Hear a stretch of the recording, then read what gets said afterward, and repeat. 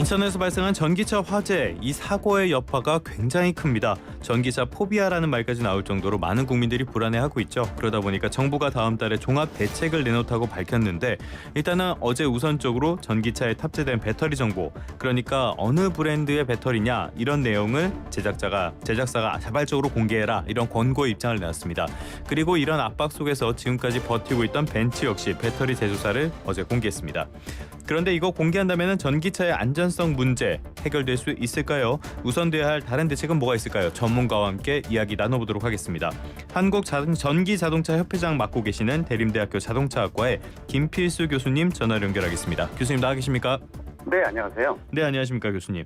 네. 최근에 그 전기차 중고 매물도 많이 나오고 중고 매물 가격은 떨어지고 차주들까지 죄인 취급당하는 그런 분위기인 것 같아요. 어떻게 보십니까? 말씀하신 대로 일단 전기차에 대한 이 부정적인 시각이 팽배되면서 그렇지 않아도 작년 말부터 전기차 캐즘이라고 판매가 줄어들지 않았습니까? 그렇죠. 그 상태에서 이런 포비아까지 겹치다 보니까 국내 시장이 전기차의 매물이 쏟아지고 있습니다. 사는 사람은 없고요. 가격도 떨어지고 있고 이런 상태가 지속이 되면 좀 걱정은 됩니다. 왜냐하면 전기차는 필연적으로 의무화해야 되는 차종 중에 하나인데 우리가 주도권을 쥐기 위해서는 국내 시장이 사실은 활성화돼야지 글로벌 시장에서 주도를 할 수가 있는데 우리만 이런 문제로 인해서 좀 떨어지는 것은 걱정스러워서 좀 더 전환의 이복이 될 수 있는 이런 대책이 나와야 된다고 보고 있습니다. 일단 이런 공포 심리가 확산이 된 게 인천에서 발생한 그 화재 사고였는데 실제로 전기차에서 화재 사고가 많이 발생하고 있습니까? 실제 발생하는 것은 뭐 한 6년 동안 170건 정도인데 이 차대 이 내연기관차와 비교를 해보게 되면 전기차의 발생 건수는 약간은 적습니다. 근데 두 가지 특성을 보실 필요가 있어요. 이 내연기관차는 전체 차량의 30%가 10년 이상 된 차까지 포함을 한 거거든요. 그렇죠. 근데 전기차는 5, 6년 이내에 나온 신형이 많다는 것. 따라서 이게 오래되게 되면 더 많아진다는 것은 다들 알 수가 있을 거고요. 두 번째로는 내연기관차는 불이 나더라도 엔진 쪽에서 불이 나는데 이 한 4, 50분 정도면 아무리 불이 커도 끌 수가 있어요. 그렇죠. 그리고 확산 속도도 느리고 온도도 그렇게 높지가 않은데 반대입니다. 전기차는 온도 1000도씩 넘어가고 열폭주라 그랬죠. 거기다가 확산 속도 빠르고 골든타임이 짧다 보니까 빨리 탈출을 해야 되는 이런 특성이 있어서 더더욱 공포감이 늘어난다고 볼 수가 있으니까 화재 건수는 더 늘어난다. 근데 이번 사고의 가장 큰 문제는 지상에서 나면은 시간이 오래 걸려도 끄면 됩니다. 그렇죠. 근데 문제는 이 대한민국의 특성이 전 세계에서 이 도심지의 70% 이상의 아파트에 거주합니다. 일단 거주지 특성이 높다 그러거든요. 그러면은 이 위에 땅이 없다 보니까 땅으로 내려가서 지하 주차를 한 거고 지하 충전을 하는 건데 이 폐쇄 공간에서의 문제점 이것이 이전부터 이미 제시되어 왔던 건데 이번에 일이 터졌다 이렇게 말씀드릴 수가 있죠. 거주 환경의 특성도 있고 또 최근에는 차 없는 아파트라 그래갖고 주차장을 다 지하로 밀어넣는 그런 흐름도 있고 이런 것들이 종합적으로 영향을 미친 것으로 보는데요. 지금까지 전기차 화재 사고들을 봤을 때 그 원인 이런 것들 가장 큰 원인은 뭐였습니까? 1번이 이제 과충전이에요. 과충전이라는 게 이제 100의 배터리에다 110, 120을 넣는 게 아니라 가득 넣는 거죠. 그리고 꽂혀 있는 상태에서 계속 두게 되면 배터리 셀에 스트레스가 받으면서 화재가 생기는 요인이 가장 컸었고요. 또 한 가지는 이제 배터리 셀 자체의 불량입니다. 이 경우는 두 가지가 있는데 제작사가 잘못 만들 수도 있지만은 또 전기차 운영자가 너무 무리하게 운영하는 거죠. 항상 제가 그런 말씀 드리는데 전기차는 전 세계에서 제일 많은 게 대한민국의 과속 방지턱인데 바닥에 툭툭 치고 지나갔던 경험들 다 있으시거든요. 근데 전기차는 바닥에 치면 안 돼요. 거기다가 물이 있는 침수도로도 지나가게 되면은 더 낮기 때문에 문제가 될 수도 있어서 이런 것들이 누적이 돼서 배터리 셀의 불량일 수도 있고 또 이거를 관리하는 BMS의 불량일 수도 있는데 지금 말씀드린 요소가 이 전기차 화재의 주요 요인이라고 볼 수가 있습니다. 과속 방지턱도 조심해서 넘어야 된다라는 이야기가 되는데 근데 휴대전화 같은 것들은 밤새도록 충전기에 끼워놔도 이런 일이 생기는 경우가 많지가 않잖아요. 왜 전기차에서는 이런 일이 생기는 게 그 PMS 배터리 관리 시스템 이런 문제 때문인 건가요? BMS 관리도 문제지만 지금 전기차에 들어가는 배터리가 휴대폰에 들어가는 배터리에 3,000개, 4,000개를 모아놓은 거예요. 이렇게 조그만 거는 관리가 좋습니다. 예를 들어서 하이브리드 차나 플러그인 하이브리드 들어가는 배터리가 조그맣잖아요. 조그만 거는 관리도 쉽지만은 불이 나더라도 그거 타봤자거든요. 근데 이게 수천 개 모여서 발바닥 밑에 있다라고 생각하면 얘기가 틀려지기 때문에 이 셀 수천 개 중에서 하나만 문제가 돼서 균형을 잃어버려서 하나가 터지면은요. 옆에 것까지 연쇄 효과 거기다가 이 니켈, 코발트, 망간, NCM 배터리는 불이 날 수 있는 가능성이 LFP보다 더 높거든요. 그렇죠. 연쇄 효과가 생겨서 온도가 1000도씩 넘어가는 것을 열폭주라고 그러는데 그 부분이 두렵다 이렇게 말씀드릴 수가 있는 거니까. 이 여러 가지 요인 중에서 좀 조심을 더 해야 된다고 보고 있습니다. 소위 말하는 NCM 3원계 배터리 조금 더 위험할 수 있다. 하긴 뭐 용량의 단위가 다르니까 직접 휴대폰이랑 비교는 어려울 것 같고요. 아무튼 최근에 배터리에 대한 우려심 이런 것들이 굉장히 커지면서 배터리 제조사들 공개해라. 정부에서도 압박을 하고 했잖아요. 그래서 어제 벤츠도 공개를 했습니다. 이게 왜 이렇게 쟁점이 된 건가요?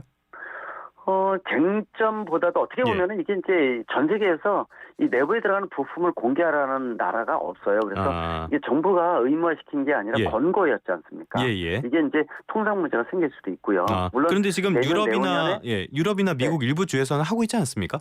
지금 진행이 아니라 2025년, 2026년 예상을 아직은요. 하고 있는 거죠. 예고를 해서 몇 년 전에 예고를 해서 진행을 하겠다라는 거고요. 배터리 이력제 같은 경우도 이제 국내에서 빨리 도입하겠다 이렇게 얘기를 하는데 배터리가 원료를 뭘 쓰고 어떻게 탄생을 해서 어떤 과정을 거친 거를 적어 놓으면은 배터리 셀의 분량이나 이런 것들을 최소화시킬 수 있다라는 거죠. 그래서 어제 이제 배터리 공개를 하고 이력제는 아직 국내도 안 하고 있고요.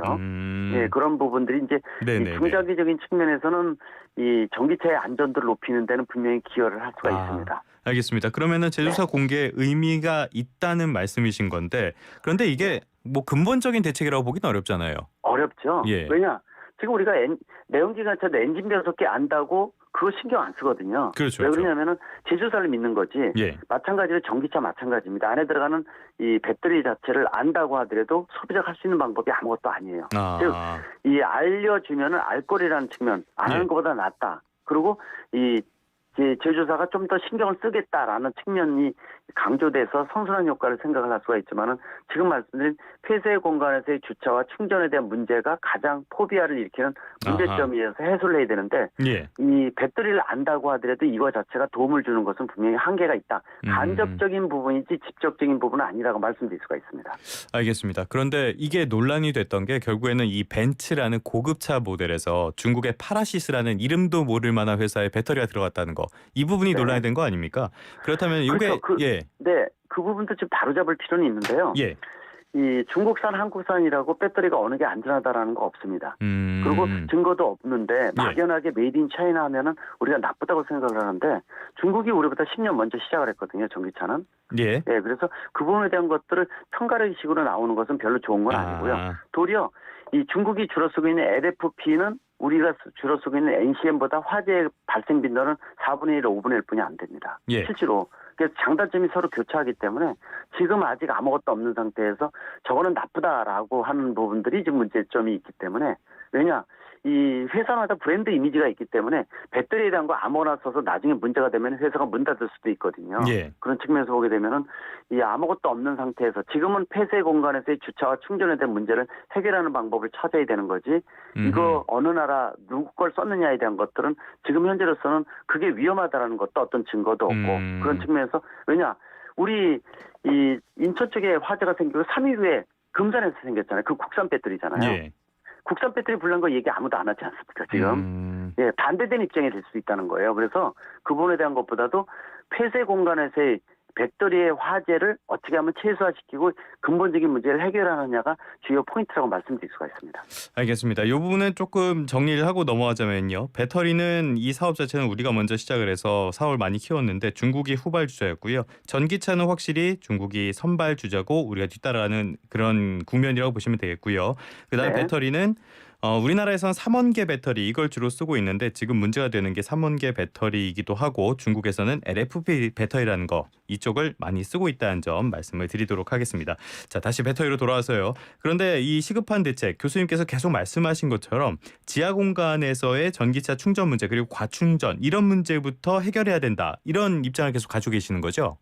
맞습니다. 그게 더 중요하다는 거죠. 이 현안은 그거 핵심인 그거에 대한 부분들이고 그 두려움이 포비아로 낳는다 이렇게 볼 수가 있으니까 그것에 대한 종합 대책을 어제도 차관회의가 3개 부서에서 모여서 했는데 아마 다음 달 발표를 하겠지만은 고민되는 게 그 부분이에요. 폐쇄 공간에서 되도록이면 화재가 한번 발생하면 이번과 같이 소방차 진입 못하고 결국 8시간이 넘게 소화를 하는 어떻게 보면은 엄청나게 많은 피해를 입었다. 그리고 재산상의 피해도 차뿐만이 아니라 아파트까지 영향을 줬기 때문에 그 부분을 해소하는 게 포인트하고 해결 과제 중에서 가장 중요하다고 볼 수가 있습니다.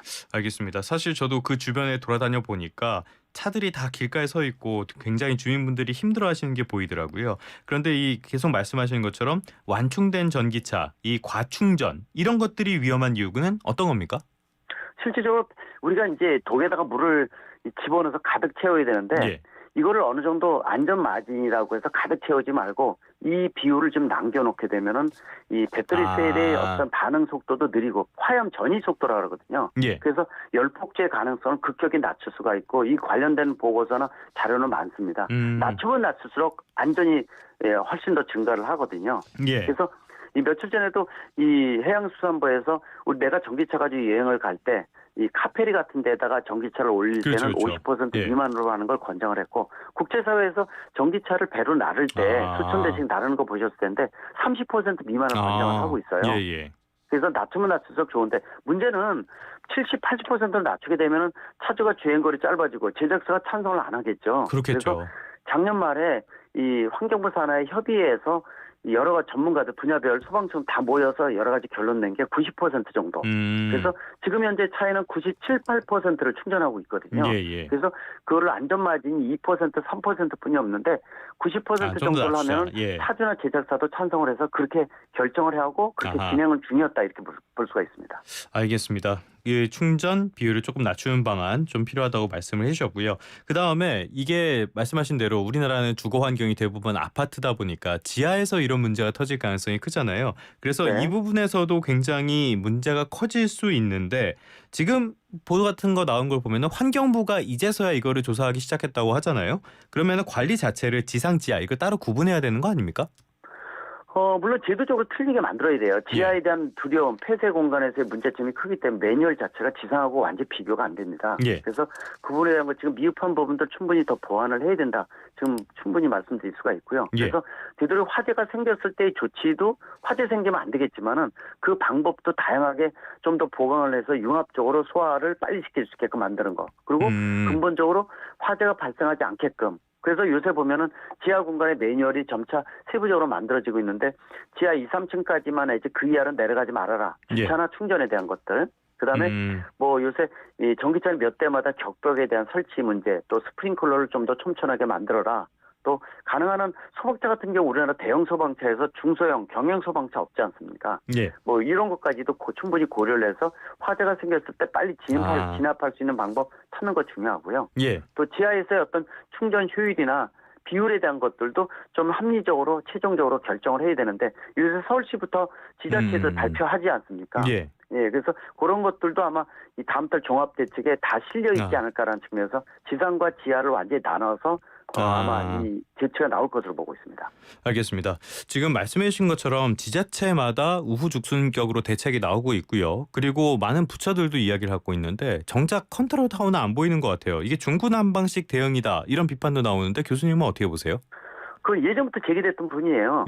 자동차 하면 산업부, 국토부, 이 환경부 3개 부서인데 지금 각 부서마다 이 주도권을 지금 움직이다 보니까 사각지대가 너무 많은 거예요. 융합적으로 나와야 되거든요. 그래서 그런 부분에 있어서는 상당히 좀 아쉬운 부분이 많습니다.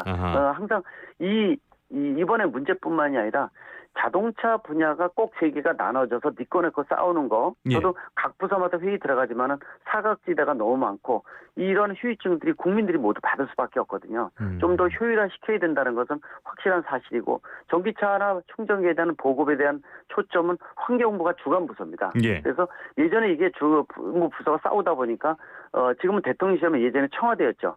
청와대 쪽에서 정리를 해서 환경부가 주요 안건을 갖고 진행을 하고 나머지 부서가 도와준다라는 개념으로 정리가 됐었어요. 근데도 아직도 이제 그런 쪽에 있어서는 눈에 보일 정도로 이 주도권에 대한 부분들이 많다 보니까 좀 고민은 많은데 좀 앞으로 이런 부분들은 좀 시너지를 내야 되고 융합적으로 이 제도 자체가 국민들을 위해서 있는 거니까 좀 더 부서에 대한 사각지대가 없게끔 만들어준 노력도 필요하다고 보고 있습니다. 알겠습니다. 교수님께서 여러 차례 회의를 들어가셨다고 말씀을 해주셨는데 그렇다면 사각지대에 대한 문제 제기도 하셨을 거 아니에요. 이때 정부에서는 어떻게 반응이 뭐라고 나왔습니까?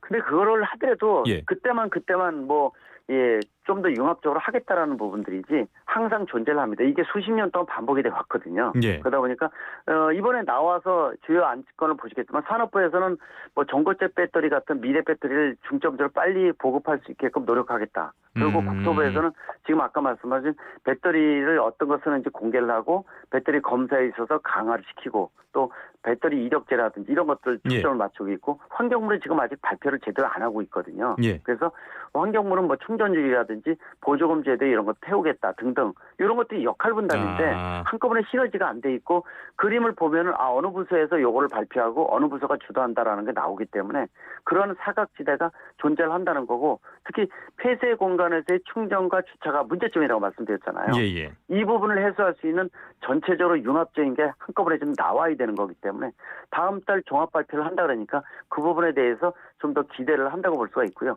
오늘 또 관련 자문회의가 저도 있어요. 그래서 들어가서 지금 말씀드린 내용 충분히 말씀드리고 좀 더 체계적으로 진행을 해야 된다. 국민들이 불안하지 않고 지금의 부정적인 걸 긍정적으로 바꿔야 된다는 그런 여러 가지 신호를 주도록 하도록 하겠습니다.